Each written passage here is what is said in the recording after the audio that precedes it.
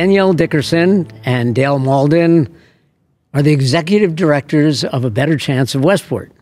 They live in the home with up to eight Staples High School students, bright, talented young men of color who've left their hometowns and families to attend school here. They act as parents, mentors, and guides for them. It's a huge job, and Danielle and Dale do it with love, care, and I'm sure all of the mixed feelings all parents of teenagers feel. Dale is a television producer and editor. Danielle is a writer and creative consultant. Danielle is a former ABC scholar through the Ridgefield program. And Dale has met many high-achieving people whose lives have been impacted by caring mentors. A Better Chance of Westport is one of my favorite organizations, and I'm honored to welcome Dale and Danielle to 06880, the podcast. Yeah, thanks for having us. Sure. So let's start with ABC itself. I gave a very brief description of it, but can you elaborate on what it is and specifically the program here in Westport? Yeah, so A Better Chance is a national organization that focuses on getting students of color into some of the best schools in the country. So that includes independent schools, day schools, boarding schools, and then there's the community school program wing of A Better Chance. And that's when really high achieving and highly rated high schools that are just public schools in a town, that town kind of gathers together to start an ABC house to bring students of color into the house. So the program overall is really about getting people who are high achieving access to the best schools possible so that, it affects their life path and provides them with opportunities. And you are a beneficiary of A Better Chance in Ridgefield. Yeah.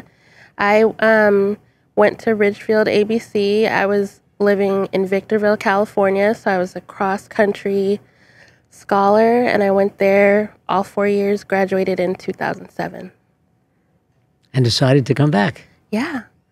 I think once you're in the program, you see how life-changing it is, and I think when you're out of it, you can kind of reflect on it and say, wow, I did get a lot of opportunities and I had so many experiences that I wouldn't have had. And also you see how it helps you just as a person.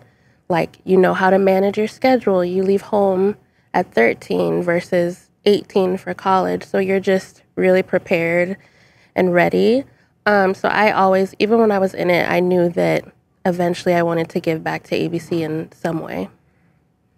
And how'd you get roped into this? And so when we were dating, Danielle was working at another ABC house in Connecticut. And what she said is so very true. When you become a part of these scholars' lives, I was just there here and there and was kind of on the peripheral of just what they were doing, dating. But I got to know the scholars in the house, and it did have that profound effect on me. It was like, wow, this is an important program. I can see the change in them from year to year and how the program is really just helping them and putting them in a great spot to just achieve what they want to achieve.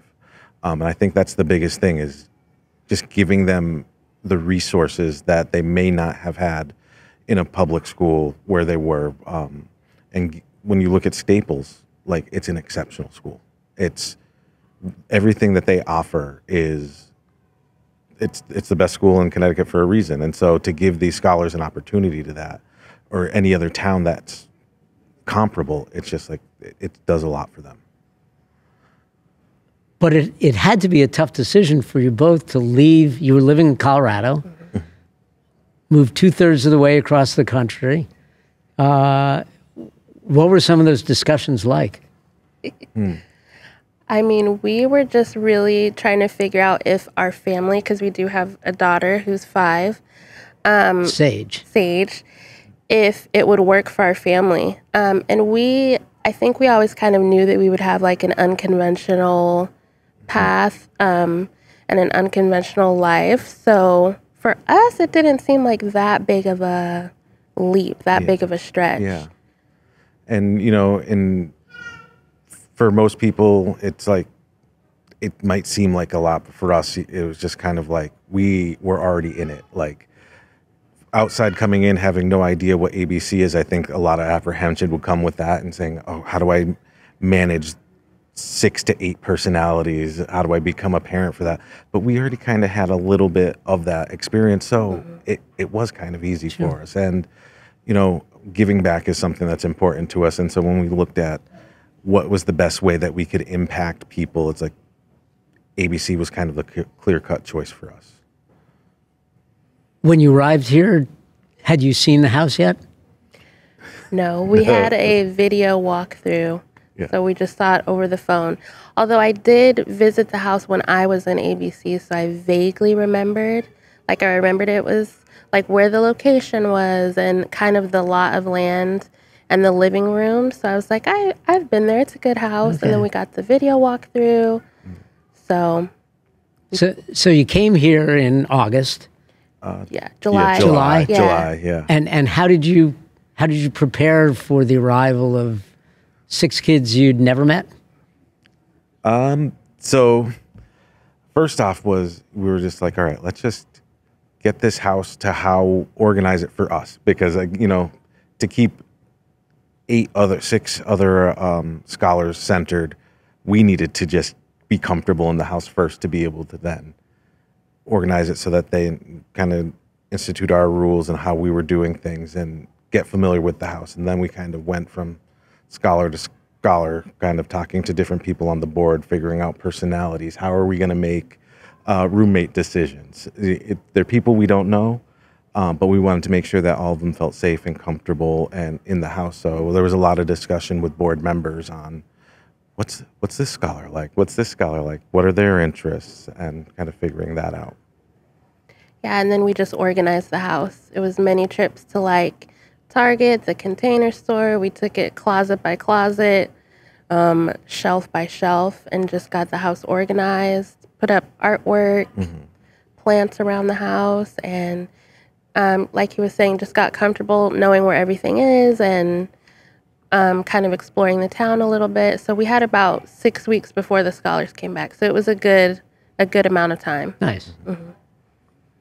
I am sure there is no typical day, but give us a sense of what goes on in that house from the time the kids wake up. Well, they wake up early. Everyone gets up, gets dressed, has breakfast. We're kind of around just in case someone has a question or something has changed. And then they all get the bus and go to school. We have our day of like working and going to Sage's classes and things. And then after school, they all have different schedules and different activities. So it's very much like just figuring out where everyone is and what people need. And did they get their ride in time? Are they where they're supposed to be? So it's a lot of coordination. And then we eat dinner together at 6, which is amazing. Like it's always Everyone fun. eats together? We eat together. We have amazing discussions and conversations. And then we clean up. And then we have a study hall where everyone is studying. We have a proctor that comes in. So it's a quiet time. They have a lot of work and homework. So they really get that time to just focus.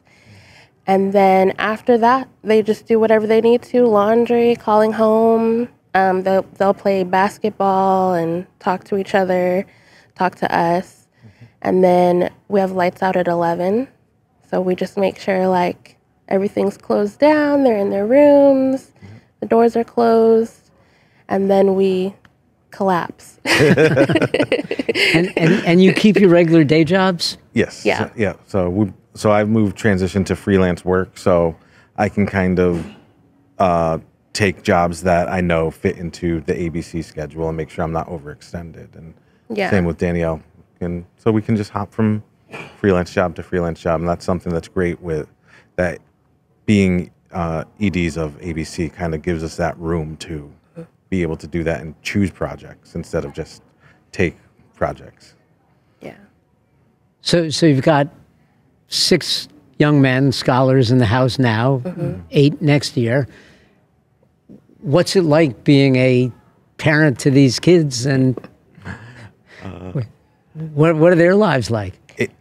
It is funny because we went from having a 5-year-old to having, 8, 13 to 17-year-olds, and so we have a gap that we missed in the parenting. Yeah. But And a girl with all guys. But they're great. Yeah, they're great. Like just learning who they are and just seeing how they've evolved just this year and adapting to change. And I think that's one of the biggest things, is seeing how when we came in we were strangers, and now we're all part of a family.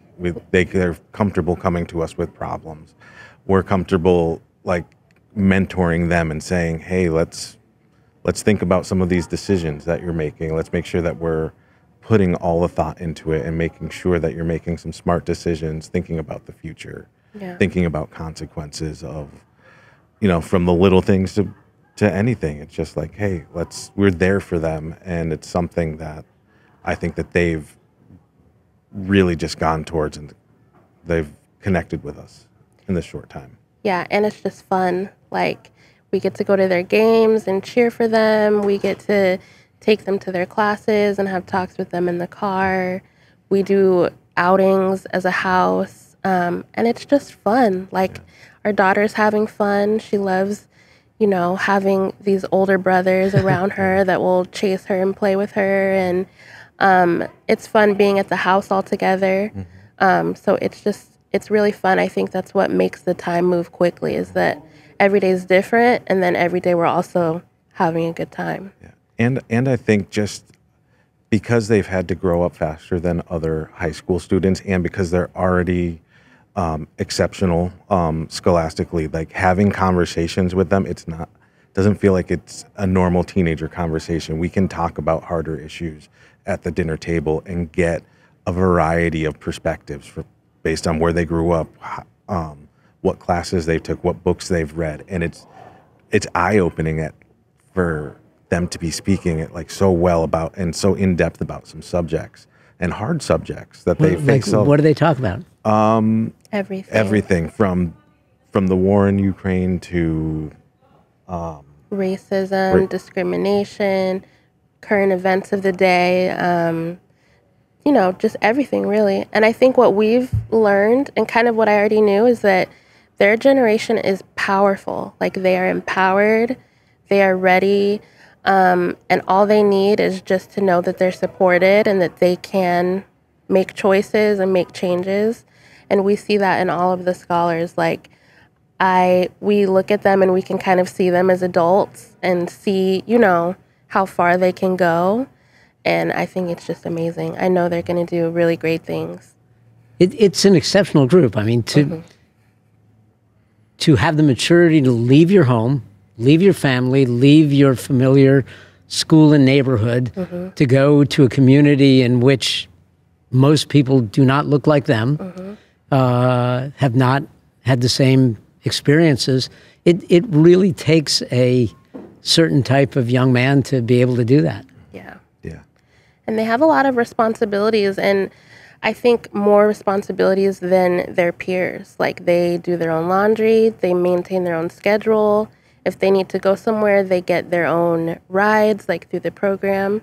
So they're very organized, they're very capable, and that's kind of what we want. We want each of them to leave and be confident and have their, basics down. If I can cook, I can do my own laundry, so that they can just go to college or go to their next chapter and just start achieving day one, because they already have they won't be homesick, they won't be scared and confused because they're not at home. So I think that was my experience. Is I got to college and I was just ready to join clubs and figure out what I wanted to do, because I wasn't going through kind of the freshman year anxieties that the other people were.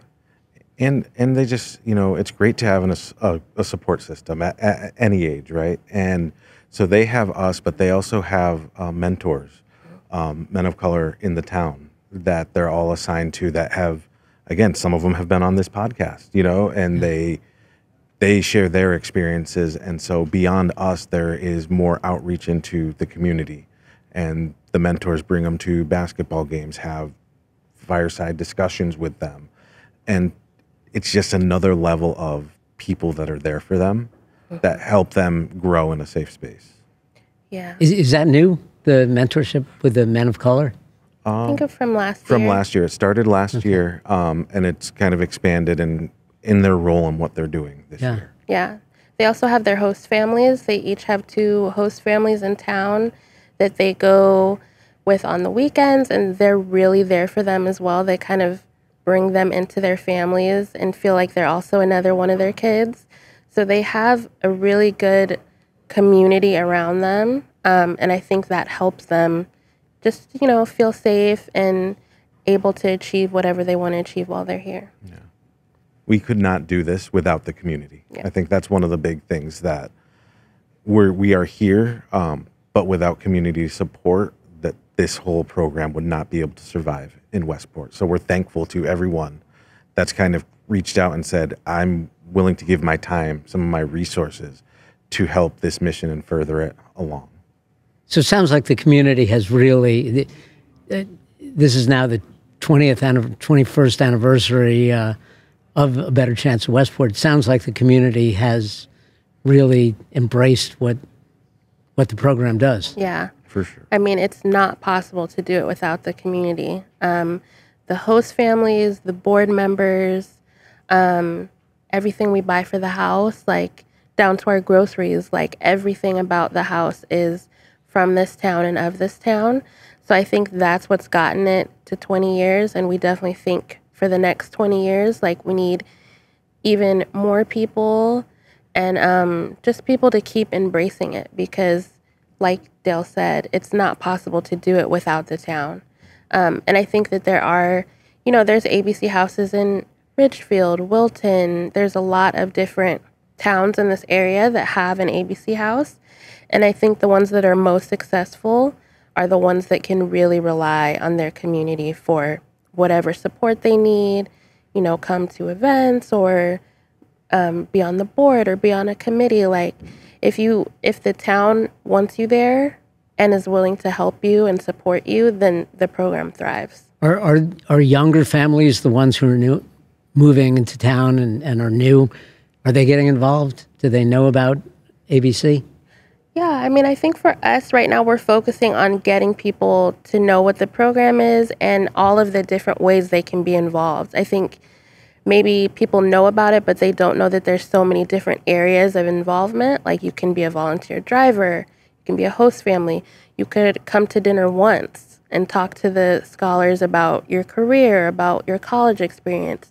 You could be a mentor. There's just so many different ways to get involved. And I do think there are a lot of new families in town, so we definitely want to reach out and just let people know that we're here. The ABC door swings both ways. The community has given a lot to ABC, but I think A Better Chance gives a lot to the community as well. Do you want to talk about what Westport gets from the program? Yeah.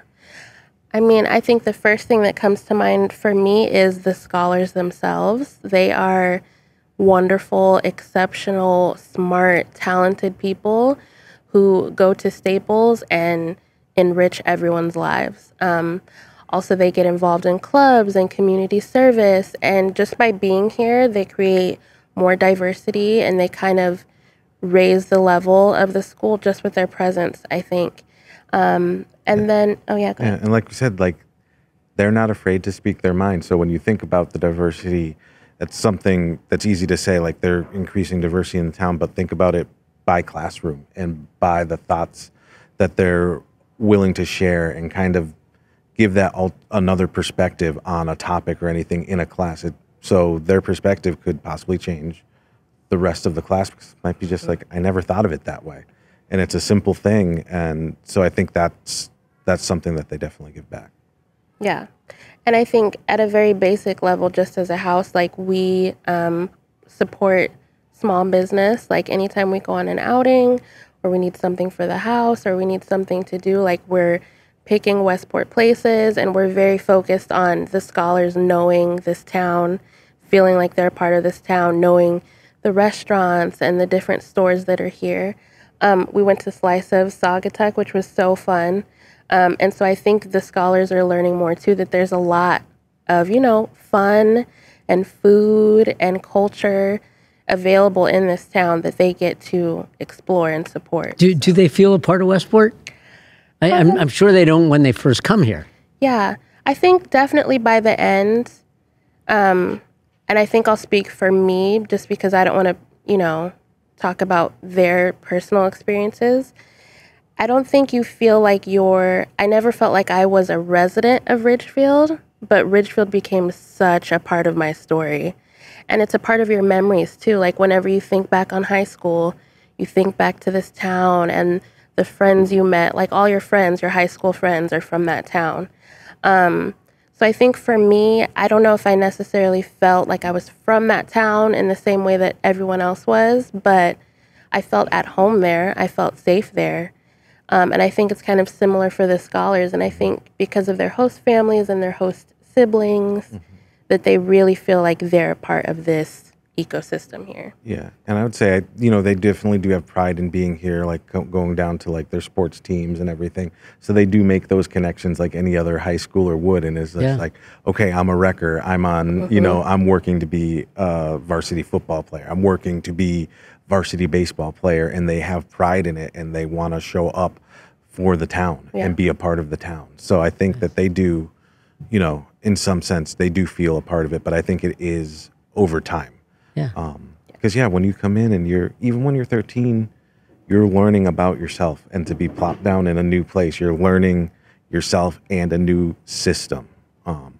So it does take time. It's definitely not instant, but the town welcomes them, so it gets there.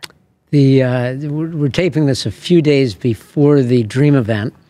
I've gone to the Dream event a lot. That's the annual fundraiser, and when these seniors speak, their parents always say, when I sent my son away 4 years ago, I couldn't imagine that he would be able to speak so eloquently or to think about the experience like this. There really is a lot of growth that goes on, and I'm sure you've just seen it now in the first 8 months. Yeah. We've seen huge growth in the 8 months. Do you want to go on? No, you can go ahead. Okay.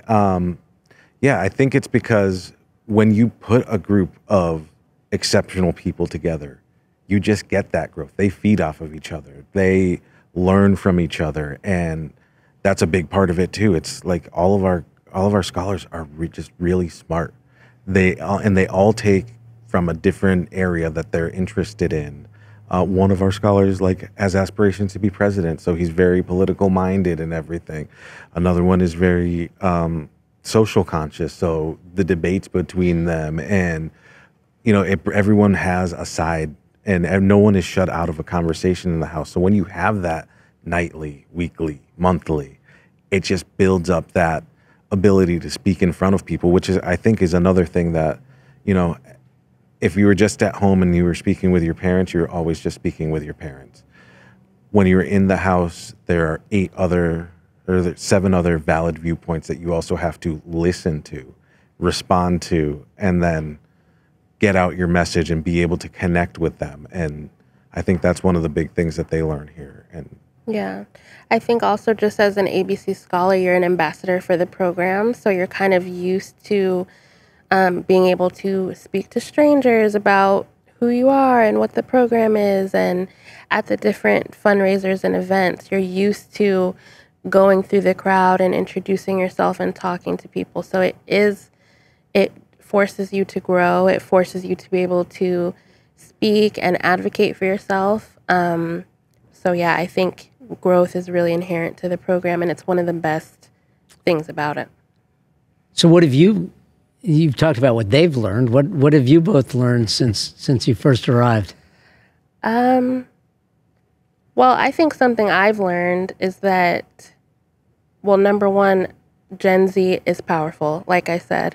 And I think that teenagers have so much potential and so much passion and fire that I think, sometimes society is just like, oh, they're angry and they're just kind of treating them like toddlers or something, but they are so capable. And all they need is just that support system in order for them to thrive and be able to do what they need. So for us, it's been like, oh, yes, everything people say about teenagers is true, but there's also another side to it where they have so much potential and power. So we're just really blown away by them, the other ABC scholars at different houses that we've met right now, and they just feel like a very special group, a very special generation. Yeah, I would echo everything right there. Yeah. And we're learning to juggle our lives, our child, 6 children, 6 schedules. We are professional jugglers now. So. It's a good talent to have. Yeah. So the last question, what is your message to Westport? I think our message is we have a house that has exceptional people in it that are working to better their own lives, but also better Westport, and that we couldn't do it without the community. And we will always need the community to be a part of the overall story of ABC. We can't move ahead without the community. We can't move forward. We can't plan. And so we're grateful for everybody that has been a part of it, that is a part of it. But we also want to extend invitations to people to come and just learn more about us and become part of this program. If you care about the lives of young men and making a difference to specific people, I think that's the other thing too, is it's tangible. If you get into our program and let's say that you're in it for 4 years in whichever capacity, you see the growth of these scholars. And it makes you feel something. It makes you feel just like I was able to help them do this. And then it creates a relationship for the rest of your lives. Like I know Danielle's host family, host sister, went to their wedding, so I even didn't know where she came from in Ridgefield, but I have been pulled into her story and her extended family there. So it does kind of just grow outwards and really changes the trajectory of many lives. Yeah. And I think what's great about Westport is there's so many people who care here, who genuinely want to help build a better world and who want to participate in the sense of community and who care about equity and justice and equality. So I think that the ABC House is a really great way to do that, like Dale said, in a very tangible way. There's all different levels of involvement. So if you have 1 hour a week that you could do something, if you have 3 to 5 hours a week that you can do something, we also need board members. Like we need people who can help guide and run the organization. So if anyone feels like I know how to plan a party, or I know how to write a grant, or I know a lot about landscaping, or I know a lot about nutrition, accounting, there's so many different ways that you can help, and everything counts. And like we were saying, we can't be here without the community. And, Ridgefield, Wilton, all of these different towns that have an ABC House in it, it's this sense of pride. Like your town is so great and so supportive that you're able to bring people who aren't from here into this town and support them and build that capacity. So I think Westport is the same. Like this town, from the library to the Y to Staples, like everything in it is so wonderful. And I think the people here really know kind of how blessed and fortunate they are, because this is such an amazing town. And I think if there's any way to help some young people of color to be here and thrive here, I think it's a really great use of one's time and effort and energy. So if someone wants to learn more or volunteer, they should go to the website, abetterchanceofwestport.org. And I think from there you can read about the history. There's some contact information there. So if you feel like you can be a board member or a host family, just send a quick email to that email address that's on the website. Also, it links to our social media. So we have an Instagram and a Facebook page. And just, I think just follow the Instagram and like observe for a while. You'll get a really good feel of what we do and what we have going on. And then I think people can really dive in and figure out where they could fit in. Great. A betterchanceofwestport.org. Go there and find out more. And Dale and Danielle will be happy to welcome you into the ABC of Westport family. Thank you both very much for being here. I learned a lot, and congrats on all you do. Thank you Thanks, so Dan. much for having us.